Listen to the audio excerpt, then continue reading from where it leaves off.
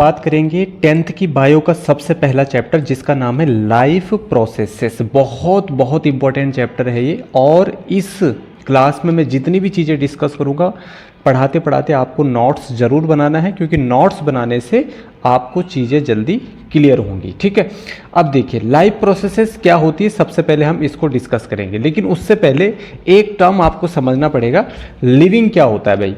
तो लिविंग का मतलब क्या हो गया, जिंदा, जिसके अंदर जान है। ठीक है, जो चल सकता है, जो बोल सकता है, या जो सुन सकता है ना, अगर हम सभी लिविंग की बात करें तो। ठीक है, जिनके अंदर सेंसिटिविटी होती है। ठीक है, और समथिंग दैट इज अलाइव।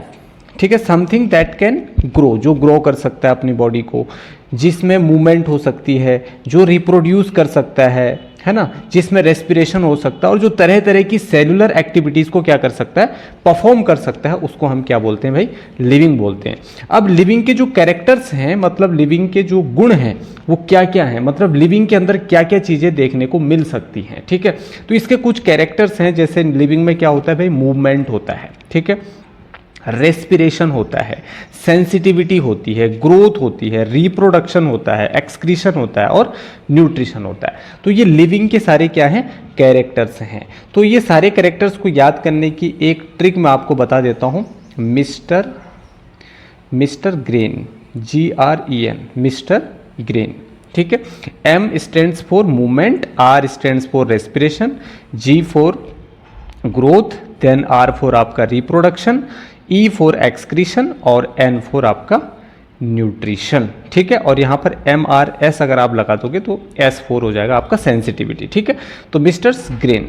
ठीक है, तो ये आपके क्या है, कैरेक्टर्स हैं किसके, लिविंग में, कि भाई लिविंग एक जगह से दूसरी जगह मूव कर सकता है ना। लिविंग क्या कर सकता है, ऑक्सीजन को इंटैक्ट कर सकता है, सेंसिटिविटी होती है इसमें चीज़ों को लेकर के। ठीक है, ग्रोथ इसकी क्या होती है, ग्रोथ होती है, बॉडी डेवलप होती है, तो ग्रोथ एंड डेवलपमेंट इसका चलता रहता है। रिप्रोडक्शन इसमें होता है, अपनी तरह संतानें पैदा कर सकता है ना। एक्सक्रीशन की प्रोसेस होती है, न्यूट्रिशन की, जो कि हम इस चैप्टर में बहुत डिटेल से आगे बात करने वाले हैं। अब इस चैप्टर का नाम है भैया लाइफ प्रोसेसेस। ध्यान से सुनना, क्या है इस चैप्टर का नाम, लाइफ प्रोसेसेस। लाइफ प्रोसेसेस का मतलब ऐसी प्रोसेसेस जो आपकी लाइफ के लिए क्या होती हैं, इसेंशियल होती हैं, जरूरी होती है, बहुत जरूरी होती हैं, जिनके बिना आप सरवाइव नहीं कर सकते हैं, उन सारी प्रोसेसेस को हम बोल रहे हैं लाइफ प्रोसेसेस। तो life processes are the processes which are essential processes which are performed by living organisms to sustain और maintain life। लाइफ को सस्टेन या मेंटेन करने के लिए, या आप कह सकते हैं जिंदा रखने के लिए, सरवाइव करने के लिए, बनाए रखने के लिए जिन प्रोसेसेस की जरूरत है हम सबको, उसको हम क्या बोलते हैं, लाइफ प्रोसेसेस बोलते हैं। ठीक है, अच्छा आगे बढ़ते हैं अब सीधा। लाइफ प्रोसेसेस जो हम इस चैप्टर में डिस्कस करने वाले, सबसे पहले हम बात करेंगे न्यूट्रिशन की। न्यूट्रिशन के बिना आप अपनी लाइफ को इमेजिन नहीं कर सकते हो। जब तक आप खाना नहीं खाओगे, उसको डाइजेस्ट नहीं करोगे, आपकी बॉडी उसको यूज नहीं करेगी, तब तक हम जिंदा कैसे रह सकते हैं। ठीक है, तो न्यूट्रिशन जो है बहुत इंपॉर्टेंट लाइफ प्रोसेस है। रेस्पिरेशन हो गया, ट्रांसपोर्टेशन हो गया, और एक्सक्रीशन हो गया। तो with the help of these processes we can maintain और सस्टेन लाइफ। ठीक है, इन सारी प्रोसेसेस की मदद से आप अपनी लाइफ को जिंदा रख सकते हो और एक अच्छा जीवन यापन कर सकते हो। ठीक है, तो ये सारी प्रोसेसेस बहुत ज़रूरी हैं आपकी लाइफ के लिए, इसलिए इनको लाइफ प्रोसेसेस कहते हैं। और ये चारों प्रोसेसेस इन डेप्थ में आपको इस क्लास के अंदर पढ़नी है, मतलब इस चैप्टर के अंदर पढ़ना है। ठीक है, अब सबसे पहले हम थोड़ा सा एक ओवरव्यू ले लेते हैं, सभी प्रोसेसेस को डिफाइन कर लेते हैं कि भैया न्यूट्रिशन होता क्या है एक्चुअल में। ठीक है, तो न्यूट्रिशन के अंदर आपको जो डिटेल में पढ़ना है वो है ह्यूमन डाइजेस्टिव सिस्टम। ठीक है, ह्यूमन डाइजेस्टिव सिस्टम के बारे में आपको यहाँ पे अच्छे से पढ़ना है इस चैप्टर के अंदर, जहाँ से क्वेश्चन बहुत ज़्यादा बनते हैं। न्यूट्रिशन क्या होता है, it is the process of acquiring food and then utilising it for energy. ठीक है ना, देखो जो आप फूड लेते हो ना, फूड को लेने की, फूड को एक्वायर करने की, फूड को इंटेक करने की जो प्रोसेस है अपनी बॉडी के अंदर, उसको हम न्यूट्रिशन कह रहे हैं। और केवल इंटेक करने की प्रोसेस नहीं, इंटेक करने के बाद बॉडी उस फूड का क्या करती है, यूटिलाइज करती है, यूज करती है उस फूड को यूज करने के बाद उसको क्या मिलती है, उसको या तो एनर्जी मिलती है, उसकी बॉडी में ग्रोथ एंड डेवलपमेंट होता है, उसके जो आपके डैमेज टिश्यू होते हैं वो रिपेयर होते हैं, ठीक है। और अदर मेटाबॉलिक फंक्शंस, अभी मेटाबॉलिक क्या होता है इसको मैं आगे की स्लाइड में भी डिस्कस करूंगा, ठीक है। अब ये कुछ कुछ टर्म्स ऐसे होते हैं जो बच्चे नहीं समझ पाते हैं। अब मेटाबॉलिक फंक्शन क्या होते हैं अभी जस्ट मैं एक दो स्लाइड के बाद इसको डिस्कस करने वाला हूं आपके सामने, ठीक है।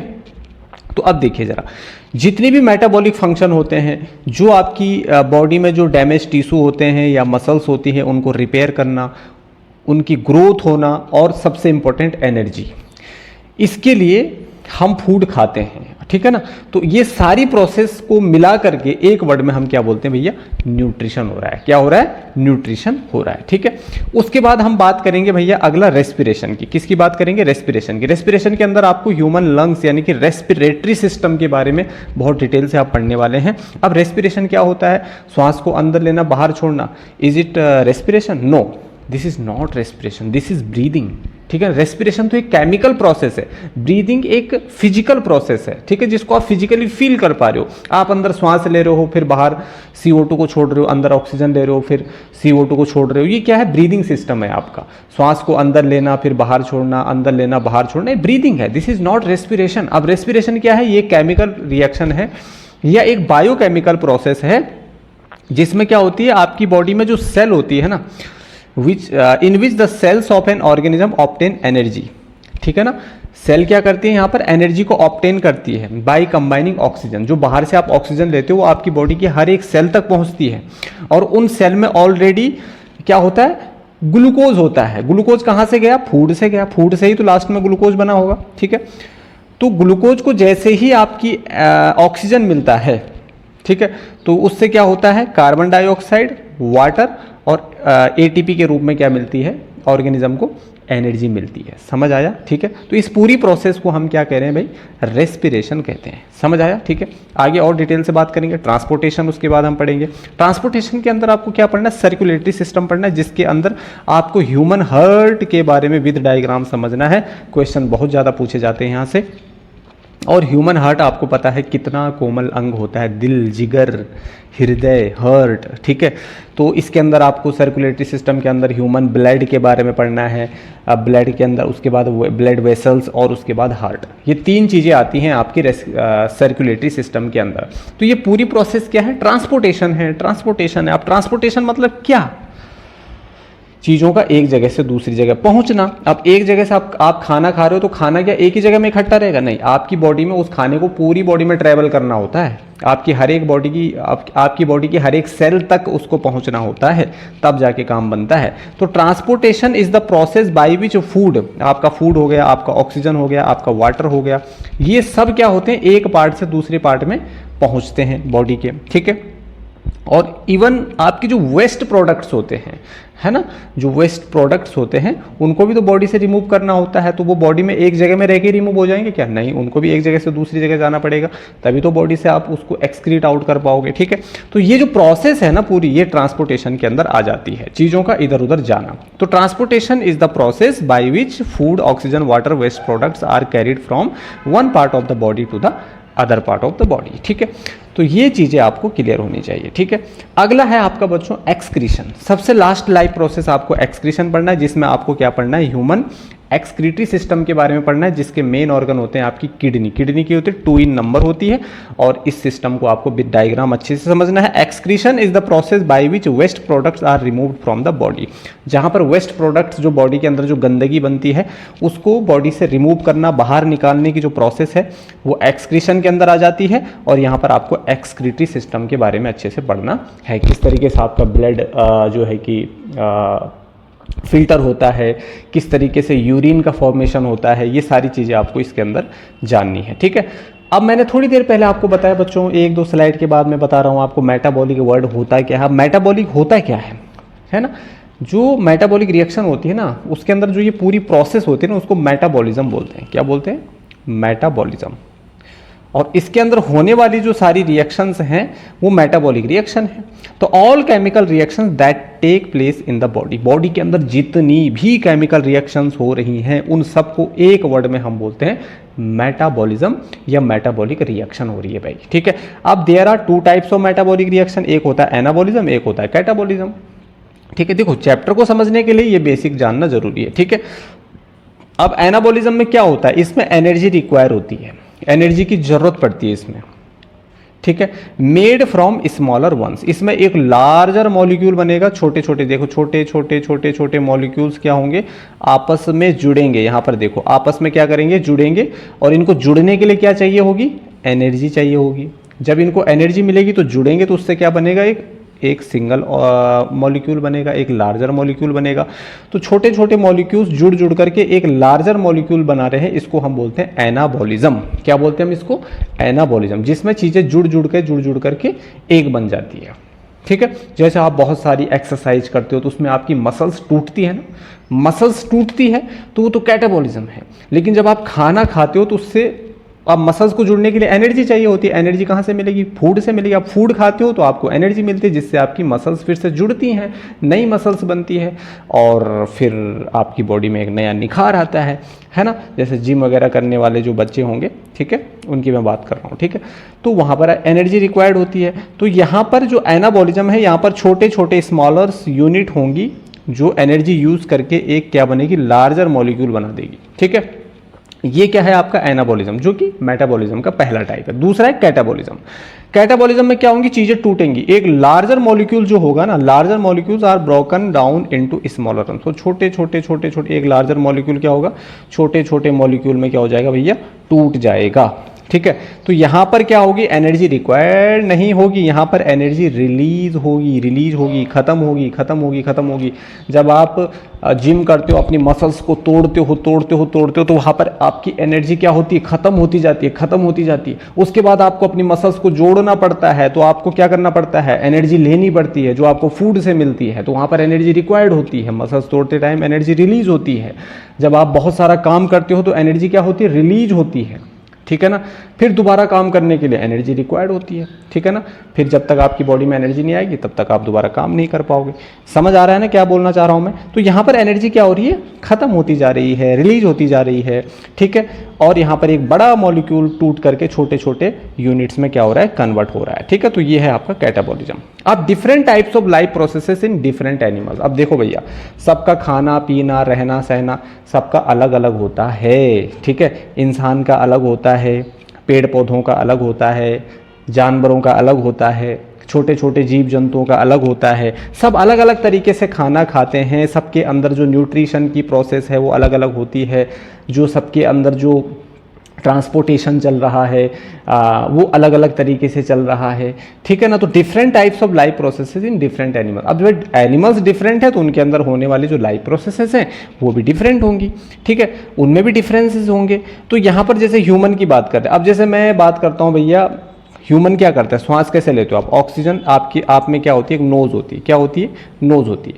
आप ऑक्सीजन को क्या करते हो, यहाँ से अंदर लेते हो और यहीं से CO2 को क्या करते हो, बाहर छोड़ देते हो। समझ आया। इस तरीके से चीज़ें आपके अंदर चलती है नहीं चलती है, ठीक है। अब प्लांट्स में कैसे होता है, प्लांट्स में क्या होता है, देखो प्लांट में फोटोसिंथेसिस जब होता है तो उसमें क्या करता है, प्लांट CO2 को अंदर लेता है, तो CO2 को क्या लेगा, अंदर लेगा, और ऑक्सीजन को क्या करेगा, बाहर छोड़ेगा। लेकिन रेस्पिरेशन में तो प्लांट ऑक्सीजन लेगा और CO2 छोड़ेगा। समझ आ रहा है ना। तो अब देखिए जरा, अब प्लांट की जो पत्तियां हैं ना, जैसे हमारे में नाक होते हैं, ऐसे प्लांट की पत्तियों में छोटे छोटे पोर्स होते हैं। क्या होते हैं, पोर्स होते हैं, छेद होते हैं, छिद्र होते हैं, जिनको हम बोलते हैं स्टोमेटा। क्या बोलते हैं, स्टोमेटा। ये इन स्टोमेटा के थ्रू इसमें गैसेस का क्या होगा, एक्सचेंज होगा।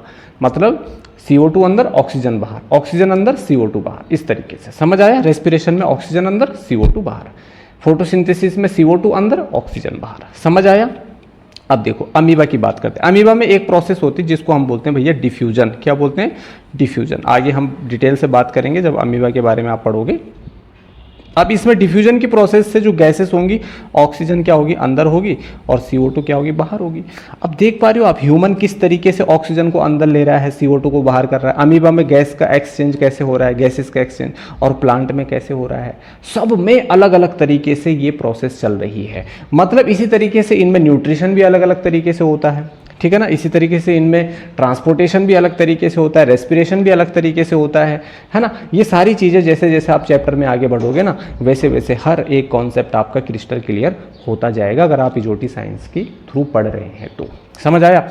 अब देखिए जरा, अब सबसे पहली लाइफ प्रोसेस क्या है? सबसे पहली लाइफ प्रोसेस है बच्चों न्यूट्रिशन। क्या है? न्यूट्रिशन। अच्छा, आप खाना क्यों खाते हो? सबसे पहले मैं आपसे क्वेश्चन पूछता हूँ, खाना क्यों खाते हो? वाई? क्योंकि इस खाने से आपको क्या मिलती है? एनर्जी मिलती है। इस खाने से आपकी बॉडी की क्या होती है? ग्रोथ होती है। इससे आपकी बॉडी की जो मसल्स हैं या डैमेज टिश्यू है वो क्या होते हैं? रिपेयर होते हैं। समझ आया। इसलिए आप खाना खाते हो। तो ये सारी, अब आप जब खाने को अंदर लेते हो उसके बाद आपकी बॉडी उसको यूटिलाइज करती है, डाइजेस्ट करती है, एब्जॉर्ब करती है, फिर एसिमिलेशन होता है। तो ये सारी प्रोसेस मिलकर के क्या कहलाती है? आपकी न्यूट्रिशन कहलाती है। तो nutrition is the process by which an organism takes food, है ना। ये एक ऐसी प्रोसेस है जहां पर एक जीव खाने को अंदर लेता है, उसके बाद उस खाने को उसकी बॉडी यूटिलाइज करती है, उससे उसकी बॉडी को एनर्जी मिलती है, उसकी बॉडी की ग्रोथ होती है, रिपेयर होती है, और बॉडी की जो मसल्स वगैरह हैं, डैमेज टिश्यूज हैं, वो सब मेंटेन होते हैं, मतलब उनकी मेंटेनेंस चलती रहती है बॉडी के अंदर। तो इस प्रोसेस को हम क्या बोलते हैं भैया? सिंपली न्यूट्रिशन बोलते हैं, पोषण बोलते हैं। क्या बोलते हैं? पोषण बोलते हैं। समझ आया। अब न्यूट्रिशन से मिलता जुलता एक शब्द है जिसको हम बोलते हैं न्यूट्रिएंट्स। जैसे छोटी क्लासेस में आपने पढ़ा होगा कार्बोहाइड्रेट होता है। कार्बोहाइड्रेट क्या होता है? जो जिसमें कार्बन होता है, ऑक्सीजन होता है और हाइड्रोजन होता है। ये चीजें आपको पता होनी चाहिए। कार्ब मतलब कार्बन, ओ ऑक्सीजन, और हाइड्रेट्स हाइड्रोजन। तो कार्बन, ऑक्सीजन और हाइड्रोजन से मिलकर बनता है आपका कार्बोहाइड्रेट। जैसे ग्लूकोज है C6H12O6। तो देखो इसमें कार्बन, हाइड्रोजन और ऑक्सीजन है, that's why this is carbohydrate. ठीक है। अब जैसे फैट हो गया आपका, है ना, ये दोनों क्या है? एनर्जी गिविंग फूड है ना। इन दोनों से क्या मिलती है हमारी बॉडी को भैया? एनर्जी मिलती है, कार्बोहाइड्रेट से और फैट से। ठीक है। उसके बाद आपका प्रोटीन हो गया, उसके बाद आपका वाइटामिन्स हो गए, उसके बाद आपके मिनरल्स हो गए, है ना। Vitamin A, B, B1, B6, B5, B12, है ना। बी का पूरा कॉम्प्लेक्स होता है, बी कॉम्प्लेक्स उसको बोलते हैं। ठीक है। Vitamin A, B, C, D, K, E। ठीक है। इस तरीके से मिनरल्स में जैसे आपकी कैल्शियम हो गया, फास्फोरस हो गया, आयरन हो गया, ये सब क्या होते हैं? मिनरल्स होते हैं जी। मैग्नीशियम हो गया, ये मिनरल्स होते हैं। ठीक है। तो कार्बोहाइड्रेट हो गया, फैट हो गया, प्रोटीन्स हो गया, वाइटामिन्स हो गया, मिनरल्स हो गए, ये सारे न्यूट्रिएंट्स हैं। और इन न्यूट्रिएंट्स को बॉडी के अंदर लेना और उसके बाद बॉडी के द्वारा इनका यूज करना ही क्या कहलाता है भैया? न्यूट्रिशन कहलाता है। तो इनको हम कंपोनेंट्स ऑफ फूड भी कहते हैं। समझ आया? आई होप ये कॉन्सेप्ट आपको समझ आ गया होगा। अब हम बात करेंगे टाइप्स ऑफ न्यूट्रिशन की। तो वैसे देखो, न्यूट्रिशन के कितने टाइप्स होते हैं? 2 टाइप होते हैं। एक होता है ऑटोट्रॉफिक न्यूट्रिशन, एक होता है भैया हेटरोट्रॉफिक न्यूट्रिशन। समझ आया? ऑटोट्रॉफिक न्यूट्रिशन और हेटरोट्रॉफिक न्यूट्रिशन। अब ऑटोट्रॉफिक न्यूट्रिशन करने वाले जो ऑर्गेनिज्म होते हैं, मतलब जिनके अंदर ऑटोट्रॉफिक न्यूट्रिशन होता है, उनको बोलते हैं ऑटोट्रॉफ्स। और हेटरोट्रॉफिक के अंदर आते हैं आपके हेटरोट्रॉफ्स, है ना। ऑटोट्रॉफ्स में ज़्यादातर आपके क्या आते हैं? ग्रीन प्लांट्स आते हैं। और हेटरोट्रॉफ्स में आपके ज़्यादातर एनिमल्स आते हैं, और सम प्लांट्स भी इसमें क्या हैं? इंक्लूडेड हैं। ठीक है। तो ये चीज़ें आपको क्लियर होनी चाहिए। अब ऑटोट्रॉफिक न्यूट्रिशन करने वाले जो जीव जंतु हैं वो ऑटोट्रॉफ्स है। हेटरोट्रॉफिक न्यूट्रिशन करने वाले जो जीव जंतु हैं वो हेटरोट्रॉफ्स है। अब autotrophic nutrition, it is a mode of nutrition in which a living organism prepares its own food and does not depend on other living organisms. समझ आया? ये बात भी आपको पता होनी चाहिए, क्योंकि ऑटो का मतलब क्या होता है? ऑटो का मतलब होता है भैया सेल्फ। क्या होता है? Self. Meaning of auto is self. ठीक है। और ट्रॉफिक मतलब होता है बेटा नरिशमेंट। क्या होता है? नरिशमेंट। क्या होता है? नरिशमेंट। ठीक है। नरिशमेंट मतलब जो अपना नरिशमेंट खुद कर रहा है, अपना पोषण खुद कर रहा है, अपने लिए खाने की व्यवस्था खुद कर रहा है, किसी दूसरे पर डिपेंड नहीं है, वो क्या है? ऑटोट्रॉफिक न्यूट्रिशन है। ये किस में होता है? ये होता है आपके प्लांट्स में, जिनमें फोटोसिंथेसिस की प्रोसेस होती है, जिसको हम आगे डिस्कस करेंगे इसी चैप्टर में। ठीक है। Heterotrophic nutrition, mode of nutrition in which an organism depends on another organisms for food, जिसमें खाने के लिए एक जीव दूसरे जीव पर निर्भर करता है, उसको हम क्या बोलते हैं भैया? हेटरोट्रॉफिक न्यूट्रिशन बोलते हैं। जैसे हम और आप प्लांट्स प्रोडक्ट भी खाते हैं, एनिमल प्रोडक्ट्स भी खाते हैं, मतलब हम खुद नहीं बना सकते हैं प्लांट्स, हमारे अंदर कोई ऐसा सिस्टम नहीं कि खुद ही फूड को प्रिपेयर कर ले। जैसे प्लांट्स में क्लोरोफिल होता है तो उसकी मदद से वो सनलाइट को एब्जॉर्ब कर लेता है, रूट्स की मदद से वो आपके जो मिनरल्स वगैरह होते हैं, है ना, नाइट्रोजन होता है, वाटर होता है, इनको एब्जॉर्ब कर लेता है अपनी बॉडी में। उसमें जाइलम फ्लोएम होता है, सारी चीज़ें होती हैं, लेकिन वो चीज़ हमारे में नहीं है। तो हम क्या, हम दूसरे पे डिपेंड करते हैं। हम अपना खाना खुद नहीं बना सकते हैं, ठीक है ना, दूसरे पे डिपेंड रहना पड़ता है। तो टाइप्स ऑफ ऑटोट्रॉफिक न्यूट्रिशन में देखो, पहला टाइप है फोटोसिंथेटिक ऑटोट्रॉफिक न्यूट्रिशन और दूसरा है chemosynthetic autotrophic nutrition. Photosynthetic autotrophic nutrition simple नाम से ही पता चल रहा है, ऐसा ऑटोट्रॉफिक न्यूट्रिशन जिसके अंदर आने वाले ऑटोट्रॉफ्स फोटोसिंथेसिस की मदद से अपना खाना बनाते हैं। जैसे ग्रीन प्लांट्स हो गया, एक जीव है साइनोबैक्टीरिया, ब्लू ग्रीन एल्गी इसको बोला जाता है, और एक युगलिना। युगलिना भैया देखो, इसमें क्या होता है, क्लोरोफिल होता है, इसीलिए फोटोसिंथेसिस कर सकता है। वैसे यूनिसेलुलर ऑर्गेनिज्म होता है, ठीक है। अब देखिए, ये तीनों एग्जाम्पल हैं आपके किसके, ऑटोट्रॉफिक न्यूट्रिशन के, फोटोसिंथेटिक ऑटोट्रॉफिक न्यूट्रिशन। अब फोटो का मतलब यहां पर होता है बच्चों लाइट एनर्जी। यहां पर प्लांट या साइनोबैक्टीरिया युगलिना जो है ना, वो लाइट एनर्जी को यूज करके अपने लिए खाने की व्यवस्था करता है, ठीक है। कीमो का मतलब क्या होता है, chemo synthetic autotrophic nutrition, chemo का मतलब होता है केमिकल। यहां पर ऑर्गेनिज्म क्या करता है, केमिकल एनर्जी को यूज करता है। केमिकल मतलब अपने आसपास का कोई केमिकल उठाएगा, उसको तोड़ेगा, और उससे उसको क्या मिलेगी भैया, एनर्जी मिलेगी, है ना। उसकी मदद से ये अपने लिए खाने की व्यवस्था करता है। जैसे इसके अंदर नाइट्रोजन बैक्टीरिया आता है, एक आता है पर्पल सल्फर बैक्टीरिया। इसके एग्जाम्पल बस आपको याद करने हैं, जब आप हायर क्लासेस में जाओगे तो पूरी प्रोसेस आपको समझ में आएगी, ठीक है। तो ये चीज़ें, जैसे नाइट्रोजन बैक्टीरिया में आपका nitrifying bacteria, denitrifying bacteria, nitrogen fixing bacteria, है ना, नाइट्रोजन को फिक्स करने वाला, फिर वो प्लांट्स को देता है, मतलब एक सिम्बायोटिक रिलेशनशिप वहाँ पर मेंटेन रहती है, ठीक है। तो कीमोसिंथेटिक ऑटोट्रॉफिक न्यूट्रिशन जो है, जहाँ पर केमिकल एनर्जी को यूज किया जाता है ऑर्गेनिज्म के द्वारा, और उसकी मदद से वो अपने लिए फूड प्रिपेयर करता है। फोटोसिंथेटिक ऑटोट्रॉफिक में लाइट एनर्जी यूज होती है, उसकी मदद से ऑर्गेनिज्म अपने लिए फूड अरेंज करता है, ठीक है। चलिए, अब हेटरोट्रॉफिक न्यूट्रिशन की तरफ बढ़ते हैं। हेटरोट्रॉफिक न्यूट्रिशन में क्या होता है, जरा देखिए। हेटरोट्रॉफिक जो न्यूट्रिशन होता है, हेट्रो मतलब होता है अदर्स, और ट्रॉफिक मीन्स नरिशमेंट। तो हेटरोट्रॉफिक, यहाँ पर डबल ओ नहीं आएगा, सिंगल ही ओ आएगा, ठीक है, सिंगल ओ आएगा। तो देखिए जरा, हेटरोट्रॉफिक न्यूट्रिशन के अंदर तीन तरह का न्यूट्रिशन आता है। एक आता है होलोजोइक, एक आता है सैप्रोफिटिक न्यूट्रिशन, और एक आता है पैरासाइटिक न्यूट्रिशन, ठीक है ना, पैरासिटिक न्यूट्रिशन। अब देखो जरा, ये सैप्रोफिटिक है, इसको मैं सही से लिख लेता हूं, सैप्रोफिटिक न्यूट्रिशन, ठीक है ना, TIC आ जाएगा लास्ट में। तो सैप्रोफिटिक न्यूट्रिशन में क्या होता है, पहले देखते हैं होलोजोइक न्यूट्रिशन। होलोजोइक हमारे में और आप में भी क्या होता है, होलोजोइक न्यूट्रिशन होता है, ठीक है। अब देखो, होलोजोइक एनिमल्स जो होते हैं उसमें आता है आपका हार्बीवोर, शाकाहारी, कार्निवोर्स, मांसाहारी, ओमनिवोर, सर्वाहारी, ठीक है। अब हार्बीवोर्स जैसे आपकी गाय हो गई, बकरी हो गई, हिरण हो गया, जो घास फूस खाते हैं। कार्निवोर्स आपको पता ही है, लॉयन हो गया, टाइगर हो गया, ईगल हो गया, जो मांस खाकर अपना जीवन यापन करते हैं। और ओमनिवोर्स जो दोनों चीज़ें खाते हैं, एनिमल्स को भी खाएंगे और प्लांट प्रोडक्ट्स को भी खाएंगे, जैसे ह्यूमन हो गया, डॉग हो गया, क्रो हो गया। अब कुत्ते को आप रोटी दोगे तो प्यार से रोटी भी खा लेता है, चिकन दोगे तो वो चिकन भी खा लेता है, मटन दोगे तो मटन भी खा लेगा, अंडा भी खा लेगा, और रोटी भी खा लेगा, चावल भी खा लेगा, ठीक है। मतलब प्लांट्स प्रोडक्ट को भी खा लेगा और एनिमल प्रोडक्ट को भी खा लेगा, इसलिए वो सर्वाहारी है, ओमनिवोरस है। तो ये है आपका होलोजोइक न्यूट्रिशन। एक आता है यूनिसेलुलर ऑर्गेनिज्म, अमीबा और पैरामीशियम इसके अंदर आते हैं, ठीक है ना। इनमें भी होलोजोइक टाइप का क्या होता है, न्यूट्रिशन होता है, ठीक है।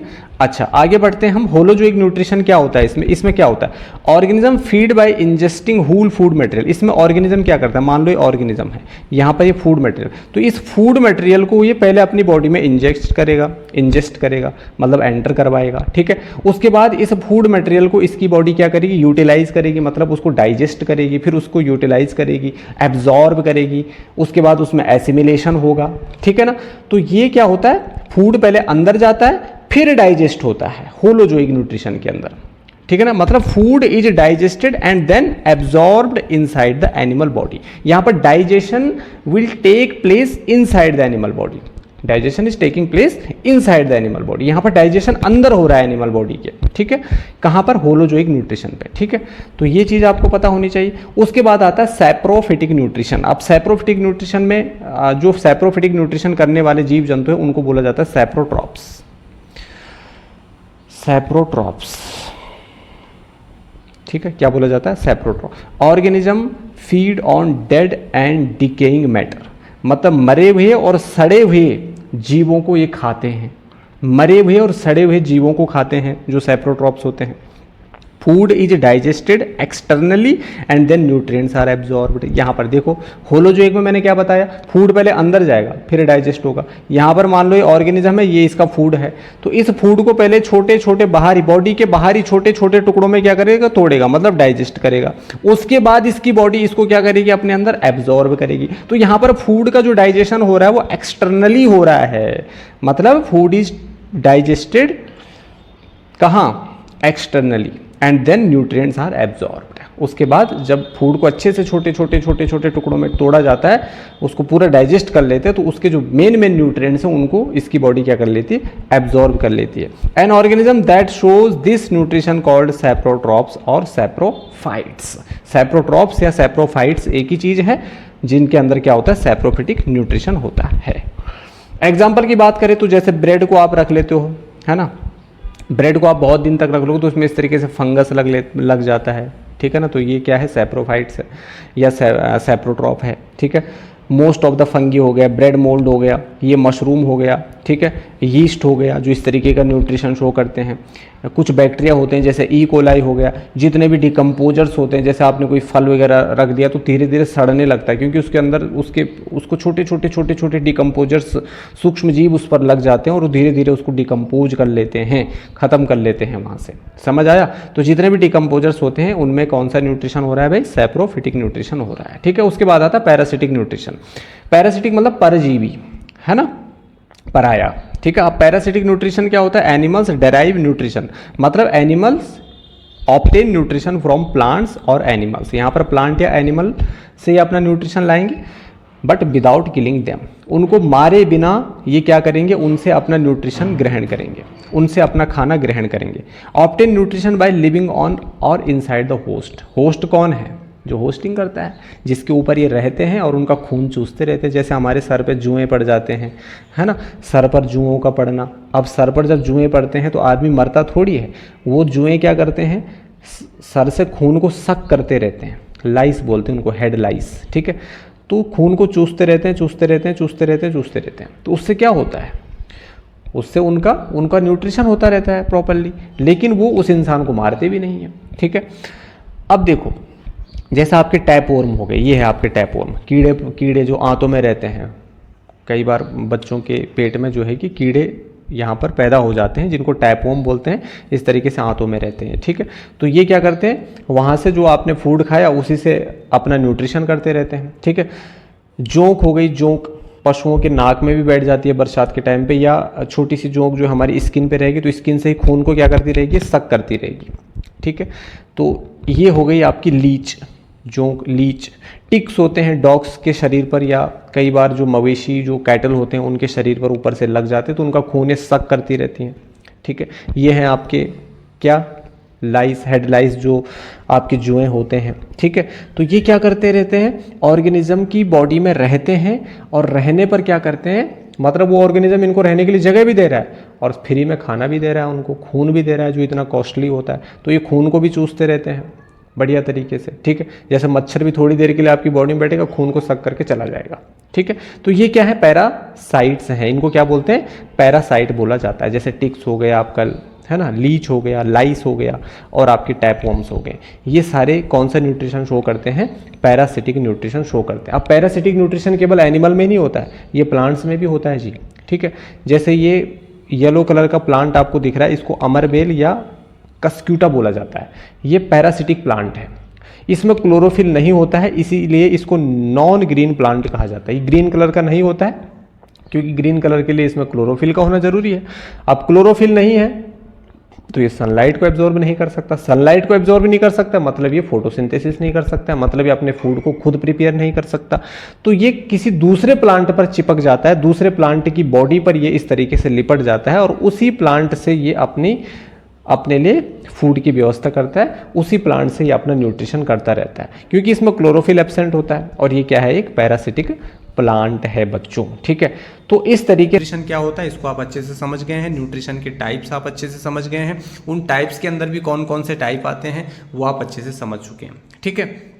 अब न्यूट्रिशन इन प्लांट्स की अगर हम बात करें तो प्लांट्स में फोटोसिंथेटिक ऑटोट्रॉपिक न्यूट्रिशन होता है, मतलब प्लांट अपना फूड जो है लाइट एनर्जी यूज करके स्वयं ही खुद ही क्या करता है, प्रिपेयर करता है, किसी दूसरे पर डिपेंड नहीं होता है। अब जैसे हमको खाना खाने की जरूरत पड़ती है, क्यों पड़ती है, एनर्जी के लिए, ग्रोथ के लिए, है ना, ऐसे प्लांट को भी फूड की जरूरत पड़ती है। लेकिन प्लांट इस फूड को कैसे ऑब्टेन करता है, कैसे डेराइव करता है, तो आंसर है लाइट एनर्जी को यूज करके ये अपना फूड बनाता है। ये लाइट एनर्जी इसको कहाँ से ऑब्टेन होती है, तो सन से ऑब्टेन होती है, जो अल्टीमेट सोर्स है आपकी लाइट का या एनर्जी का। तो इस पूरी प्रोसेस को हमने कहा फोटोसिंथेसिस। क्या कहा, फोटोसिंथेसिस। ऑटोट्रॉफिक न्यूट्रिशन के अंदर इसको आपको पढ़ना होता है, ठीक है। मैं आपको बता दूं इस टॉपिक से जब क्वेश्चन बनता है तो 3 मार्क्स का बनता है, उसमें आपको बताना पड़ता है, पूछा जाता है कि भाई फोटोसिंथेसिस के दौरान कौन कौन से इवेंट्स होते हैं, कैसे होते हैं, उसको आपको डायग्राम के साथ समझना पड़ता है। तो वो सारी चीज़ें इसके अंदर हम आज डिस्कस करेंगे, ठीक है। अब देखिए जरा, अब नेक्स्ट स्लाइड की तरफ मूव करते हैं। अब फोटोसिंथेसिस होता क्या है, सबसे पहले इसको समझिए। आपको लगता होगा ये बहुत बेसिक सा टॉपिक है, लेकिन जब आप इसको डीप स्टडी करते हैं तो आपको इसकी एडवांस चीज़ें भी पता चलती रहती है, ठीक है। अब छोटी क्लासेस में तो आपने पढ़ाई होगा भाई 6, 7, 8 तक की फोटोसिंथेसिस होता क्या है, ठीक है। लेकिन अब आपका लेवल थोड़ा ऊपर हो गया है, तो अब आपको पता होना चाहिए कि फोटोसिंथेसिस के दौरान जो प्लांट्स होते हैं ना, वो 4 चीज़ों को यूज करते हैं। ये चीज़ अपने दिमाग में बिठा दीजिए। फोटोसिंथेसिस के दौरान प्लांट्स 4 चीज़ों को यूज करता है। पहला है आपका CO2 कार्बन डाइऑक्साइड, जो कि इसको एटमॉस्फेयर से मिलता है। H2 वाटर, जो कि इसको सॉइल से मिलता है, मिट्टी से। सनलाइट, जो कि इसको सन से मिलता है। और क्लोरोफिल, जो कि इसको कहाँ से मिलता है, कहीं से नहीं मिलता है, क्लोरोफिल इसमें खुद होता है, इसकी लीफ में, ठीक है। अब देखिए जरा, अब फोटोसिंथेसिस क्या है, फोटोसिंथेसिस एक प्रोसेस है। क्या है, एक प्रोसेस है, ऑब्वियसली एक प्रोसेस है। इस प्रोसेस में ग्रीन प्लांट्स क्या करते हैं, ग्रीन प्लांट्स जो इनऑर्गेनिक मटेरियल्स होते हैं ना, उनको कन्वर्ट कर देते हैं। जो सिंपल इनऑर्गेनिक मटेरियल्स होते हैं उनको क्या कर देते हैं, ये कन्वर्ट कर देते हैं किसमें, कॉम्प्लेक्स ऑर्गेनिक फूड मटेरियल में। कॉम्प्लेक्स ऑर्गेनिक फूड मटेरियल में क्या कर देते हैं, कन्वर्ट कर देते हैं, ठीक है। किसकी प्रेजेंस में, in the presence of sunlight and chlorophyll, है ना। सनलाइट और क्लोरोफिल की प्रेजेंस में प्लांट क्या करता है, इनऑर्गेनिक मटेरियल्स जो होते हैं जैसे H2 हो गया, CO2 हो गया, इसको कन्वर्ट कर देते हैं कॉम्प्लेक्स ऑर्गेनिक फूड मटेरियल में। जैसे आपका ग्लूकोज हो गया, ठीक है, कार्बोहाइड्रेट हो गया, उसमें क्या कर देते हैं, कन्वर्ट कर देते हैं, ठीक है। तो आई होप ये फ्लो चार्ट आपको समझ में आ गया होगा, ठीक है। अब देखो, आगे देखो। अच्छा, एक बात और ध्यान रखना, प्लांट्स फोटोसिंथेसिस में 4 चीज़ें यूज करता है। कार्बन डाइऑक्साइड हो गया, ठीक है, कार्बन डाइऑक्साइड हो गया, वाटर हो गया, सनलाइट हो गया, क्लोरोफिल हो गया। ये 4 चीज़ें प्लांट्स क्या करते हैं, अपने फोटोसिंथेसिस में यूज करते हैं। फोटोसिंथेसिस क्या है, ये है आपकी फूड मेकिंग। ये क्या है, फूड मेकिंग प्रोसेस है। क्या है ये, फूड मेकिंग प्रोसेस है। किस में होती है ये, किस में होती है, it takes place in green plants, ठीक है। अच्छा, अब देखिए, अब फोटोसिंथेसिस होता क्या है, इसको अगर आपको डिफाइन करना है तो सिंपली आप बोल सकते हैं कि photosynthesis is the process in which green plants convert simple inorganic materials like H2 and CO2 into complex organic food materials like C6H12O6 means glucose in the presence of chlorophyll and sunlight। Chlorophyll और sunlight की presence में ही ये इस काम को कर सकते हैं, ठीक है ना। तो ये एक प्रोसेस है जिसमें green plants simple inorganic materials को कन्वर्ट कर देता है कॉम्प्लेक्स ऑर्गेनिक फूड मटेरियल में, ठीक है। चलिए, अब फोटोसिंथेटिक रिएक्शन जो कि बहुत ज़्यादा इंपॉर्टेंट होती है एग्जाम पॉइंट ऑफ व्यू से भी, इसको आपको थोड़ा डीप में समझना पड़ेगा। अब यहाँ पर क्या होता है, देखिए ध्यान से, यहाँ पर क्या होता है, कार्बन डाइऑक्साइड वाटर के साथ रिएक्ट करता है सनलाइट और क्लोरोफिल की प्रेजेंस में, और क्या बनाता है, ग्लूकोज बनाता है, और ऑक्सीजन जो है एज अ बाई प्रोडक्ट क्या निकलता है, बाहर रिलीज होती है। तो ऑक्सीजन यहाँ पर क्या होता है, ऑक्सीजन यहाँ पर क्या होता है, बाई प्रोडक्ट होता है। तो ब्रीदिंग में हम इसी ऑक्सीजन को लेते हैं, इसीलिए हम बोलते हैं प्लांट्स हमको क्या देते हैं भाई, ऑक्सीजन देते हैं। तो फोटोसिंथेसिस करने के बाद लास्ट में बाई प्रोडक्ट क्या निकलता है, ऑक्सीजन निकलता है। ये बात क्लियर है। अकर only in green parts of the plants, आपको हमेशा याद रखना है कि जो फोटोसिंथेसिस है वो प्लांट्स के केवल ग्रीन पार्ट में ही होता है, केवल ग्रीन पार्ट्स में ही होता है, ठीक है। अब देखिए जरा यहाँ पर, मान लीजिए ये प्लांट, मान लीजिए क्या होता है, यहाँ पे सन है, क्या है, सन है। अब सनलाइट यहाँ से आएगी तो एक वर्ड होता है फोटोलाइसिस। क्या होता है, फोटोलाइसिस, ध्यान से समझना, फोटोलाइसिस ऑफ वाटर बोला जाता है। फोटो का मतलब होता है लाइट और लाइसिस का मतलब होता है, फोटोलाइसिस का मतलब क्या हो गया, फोटो का मतलब हो गया लाइट और लाइसिस का मतलब हो गया टूटना, ब्रेक डाउन। ठीक है, किसका टूटना, पानी का। तो अब हम लाइट की मदद से पानी को यहाँ पर क्या करेगा, प्लांट तोड़ेगा। ठीक है, अब लाइट की मदद से जब ये इस पानी को तोड़ेगा तो इस पानी में क्या है, हाइड्रोजन है, इस पानी में क्या है, हाइड्रोजन है, और इस पानी में क्या है, ऑक्सीजन है। तो ये ऑक्सीजन तो बाई प्रोडक्ट के रूप में बाहर निकल जाएगी। Are you getting my point, ये ऑक्सीजन तो बाई प्रोडक्ट के रूप में बाहर निकल जाएगी। ठीक है, बाहर निकल जाएगी और फिर उस ऑक्सीजन को हम लोग यूज करते हैं, बाकी जो अदर एनिमल्स होते हैं वो यूज करते हैं। लेकिन इस हाइड्रोजन का क्या होता है, ये हाइड्रोजन इस कार्बन के साथ क्या करता है, कंबाइन कर लेता है। क्या कर लेता है, कंबाइन कर लेता है और कार्बोहाइड्रेट बना लेता है। तो ये जो C6H12O6 है ये कार्बोहाइड्रेट ही तो है, ये ग्लूकोज एक कार्बोहाइड्रेट का ही तो फॉर्म है, जैसे शुगर भी एक कार्बोहाइड्रेट का फॉर्म है। ठीक है, तो इसमें देख रहे हैं कार्बोहाइड्रेट में तीन चीजें आपको कॉमन दिखेंगी, कार्बन, हाइड्रोजन और ऑक्सीजन। तो यहाँ पर भी तीन चीजें आपको दिख रही है, कार्बन, हाइड्रोजन एंड ऑक्सीजन। और कार्बन, हाइड्रोजन, ऑक्सीजन से बनने वाले जो सब्सटेंसेस होते हैं उनको हम कार्बोहाइड्रेट बोलते हैं। ठीक है, तो यहाँ पर क्या हो रहा है, यहाँ पे क्या हो रहा है, कार्बन डाइऑक्साइड और वाटर के बीच में रिएक्शन हो रही है सनलाइट और क्लोरोफिल की प्रेजेंस में, और क्या बन रहा है आपका कॉम्प्लेक्स फूड मटेरियल्स, ग्लूकोज बन रहा है, जिसको प्लांट स्टार्च की फॉर्म में अपनी बॉडी में क्या करता है, स्टोर करके रखता है। जितना उसको यूज करना है यूज करता है और उसके बाद स्टार्च की फॉर्म में अपनी बॉडी में स्टोर कर लेता है, जब जरूरत पड़ती है तब यूज कर लेता है। ठीक है, तो इस तरीके से यहाँ पर ये प्रोसेस होती रहती है। ठीक है, चलिए अब यहाँ पर देखिए, ये फोटोसिंथेसिस, यहाँ पर मैंने आपको बताया कि जो फोटोसिंथेसिस है वो प्लांट्स के ग्रीन पार्ट्स में ही होता है। ठीक है, अब बेसिकली जो प्लांट का जो ग्रीन पार्ट्स होते हैं वो क्या होते हैं, उसकी लीफ होती है। तो ये एक लीफ का स्ट्रक्चर है। ठीक है, ये एक लीफ है और ये इसके अंदर का पूरा स्ट्रक्चर है। अब लीफ की जो सबसे ऊपर वाला पार्ट होता है ना, वो उसके ऊपर ना एक लेयर होती है। ऐसे लीफ के नीचे भी एक लेयर होती है, जैसे ऊपर एक लेयर होती है ऐसे नीचे भी क्या होती है, एक लेयर होती है। ठीक है, एक पतली सी ट्रांसपेरेंट लेयर होती है, परत होती है, उसको बोला जाता है क्यूटिकल, वैक्सी क्यूटिकल। ठीक है, क्यूटिकल भी बोलोगे तो चलेगा, क्यूटिकल क्या बोलते हैं इसको, क्यूटिकल बोलते हैं। ठीक है, तो ये सबसे ऊपर है। ठीक है, तो इसको हम बोलते हैं एपिडर्मिस। जो सबसे ऊपर है वो क्या है, एपिडर्मिस। अब इस क्यूटिकल के नीचे देखिए आप, ठीक नीचे जो ऊपर वाला पार्ट है वो क्या है, अपर एपिडर्मिस, और जो नीचे वाला पार्ट है वो क्या है, लोअर एपिडर्मिस। लोअर एपिडर्मिस, सबसे ऊपर तो आपका क्यूटिकल हो गया, उसके जस्ट नीचे जो आपको व्हाइट कलर का पार्ट दिख रहा है ये क्या है, एपिडर्मिस है।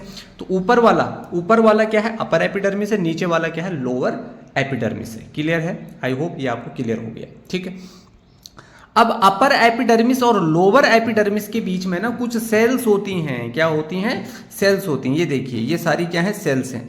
इन सेल्स को बोला जाता है मीजोफिल सेल्स। क्या बोला जाता है, मीजोफिल या मीजोफाइल सेल, मीजोफाइल सेल, या इनको फोटोसिंथेटिक सेल भी कहते हैं, क्योंकि ये प्लांट का वो पार्ट है जहां पर फोटोसिंथेसिस होता है। पूरी लीफ में फोटोसिंथेसिस नहीं हो रहा है, मीजोफाइल सेल या फोटोसिंथेटिक सेल में ही फोटोसिंथेसिस हो रहा है। ठीक है, तो ये मीजोफिल सेल्स जो है ना, इनके अंदर भी आप छोटे छोटे ग्रीन कलर्स के स्ट्रक्चर्स आपको दिख रहे होंगे, इनको बोला जाता है क्लोरोप्लास्ट। क्या बोला जाता है इनको, क्लोरोप्लास्ट। और जब इसको जूम करके मैग्नीफाई करके देखा जाएगा तो इसके अंदर और ग्रीन पिगमेंट्स होते हैं छोटे छोटे, उनको बोला जाता है क्लोरोफिल। क्या बोला जाता है उनको, क्लोरोफिल,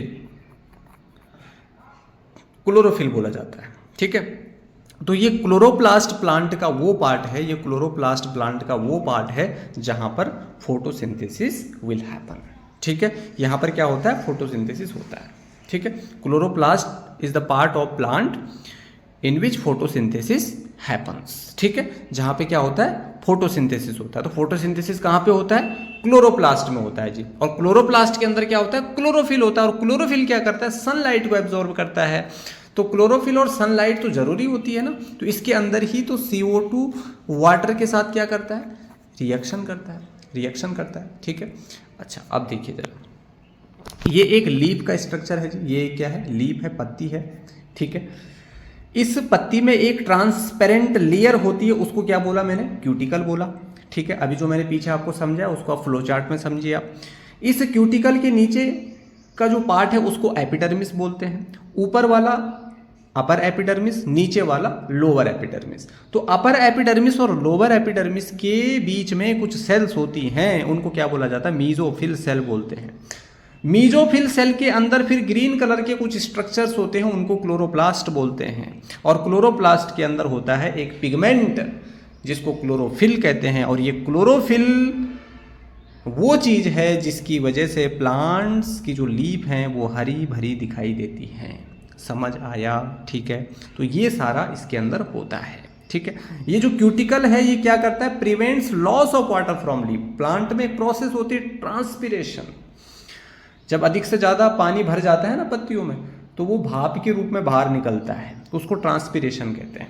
ठीक है, जैसे बरसात के टाइम पे होता है। ठीक है, तो ये देखिए जरा, ये जो क्यूटिकल है ये एंश्योर करता है कि प्लांट का जो अंदर का पानी वो बाहर न चला जाए, और यही एंश्योर करता है कि उसको कितना पानी बाहर भेजना है और कितना अंदर रखना है। समझ आया? ये काम किसका है जी, क्यूटिकल का है। Prevents loss of water from leaf, loss of water से प्रिवेंट करता है लीफ को। ठीक है, तो आई होप ये पूरा कॉन्सेप्ट आपको अभी तक जो मैंने आपको बताया वो समझ में आ गया होगा।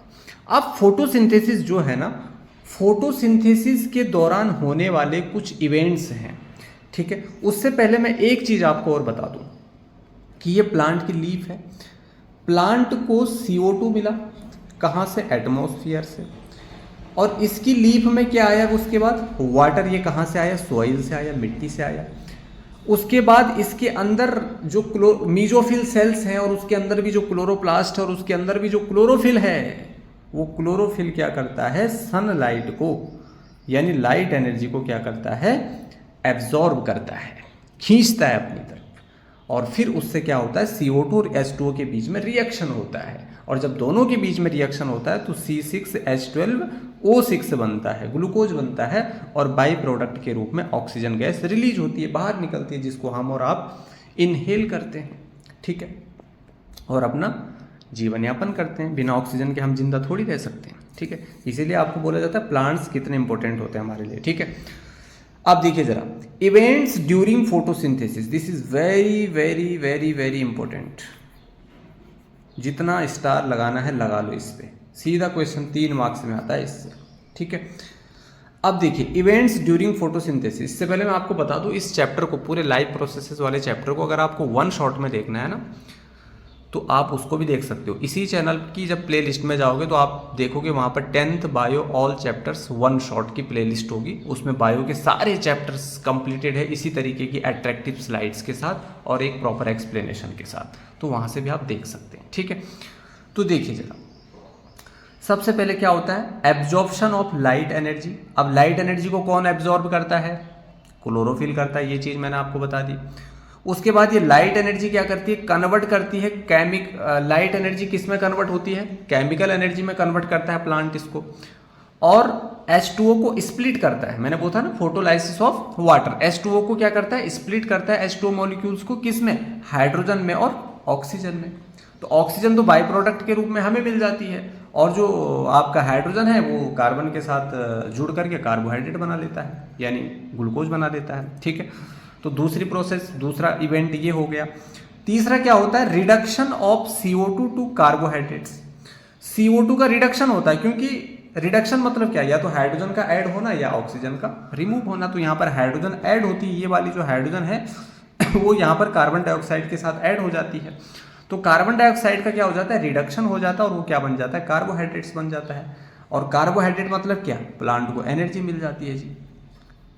प्लांट का फूड है कार्बोहाइड्रेट, प्लांट का एनर्जी है कार्बोहाइड्रेट, प्लांट का जो प्लांट ने जो ग्लूकोज बनाया, जो कार्बोहाइड्रेट बनाया, उससे प्लांट को क्या मिलती है, एनर्जी मिलती है। ठीक है, तो ये चीज़ आपको क्लियर हो गई होगी। अभी जो पहला और दूसरा इवेंट है ना, एब्जॉर्प्शन ऑफ लाइट और लाइट एनर्जी जो कन्वर्ट हो रही है किसमें, केमिकल एनर्जी में। ये दोनों इवेंट्स ना सनलाइट की प्रेजेंस में होती है, मतलब लाइट की प्रेजेंस में होती है, इसीलिए इनको लाइट रिएक्शन बोलते हैं या लाइट फेज बोलते हैं। ठीक है ना, लाइट डिपेंडेंट रिएक्शन है, लाइट पर डिपेंड होने वाली रिएक्शन जो बिना लाइट के नहीं हो सकती। भाई लाइट का एब्जॉर्प्शन बिना लाइट के कैसे होगा, लाइट होगी तभी तो उसका एब्जॉर्प्शन होगा, तभी तो क्लोरोफिल उसको एब्जॉर्ब करेगा, जब उसको एब्जॉर्ब करेगा तभी तो लाइट एनर्जी आएगी, जब लाइट एनर्जी आएगी तभी तो प्लांट उसको केमिकल एनर्जी में कन्वर्ट करेगा, जब वो केमिकल एनर्जी में कन्वर्ट होगा तो H2O मॉलिक्यूल टूटेगा किस में, हाइड्रोजन में और ऑक्सीजन में। ठीक है, तो ये क्या है आपका लाइट रिएक्शन है। दूसरा क्या है, reduction of CO2 to carbohydrate, मतलब कार्बन डाइऑक्साइड के साथ हाइड्रोजन ऐड हो जाती है और क्या बन जाती है आपकी C6H12O6। ठीक है, क्या बन जाता है C6H12O6। ठीक है, कार्बोहाइड्रेट यानी कि ग्लूकोज है ये। तो ये बिना लाइट की प्रेजेंस में होता है, ये लाइट की एब्सेंस में होता है, इसको लाइट की जरूरत नहीं पड़ती, इसलिए इसको डार्क रिएक्शन या डार्क फेज कहते हैं, डार्क फेज कहते हैं। ठीक है, तो आई होप ये पूरी प्रोसेस फोटोसिंथेसिस की process which is very very very important for plants, और हमारे लिए भी ये बहुत इंपॉर्टेंट होती है क्योंकि ये प्लांट्स के लिए इंपॉर्टेंट होती है। प्लांट्स में अगर फोटोसिंथेसिस नहीं होगा तो प्लांट्स मर जाएंगे, प्लांट्स मर जाएंगे तो हम भी मर जाएंगे। ठीक है, तो इसीलिए ये प्रोसेस बहुत बहुत ज़्यादा इंपॉर्टेंट होती है, किसके लिए, प्लांट्स के लिए। आई होप ये टॉपिक आपको अच्छे से समझ में आ गया होगा, क्रिस्टल क्लियर हो गया होगा। कोई डाउट्स है, कोई क्वेश्चन है, कोई क्वेरीज है तो आप कॉमेंट में कॉमेंट कर सकते हैं। मिलते हैं नेक्स्ट और फ्रेश चैप्टर के साथ। Thanks for watching.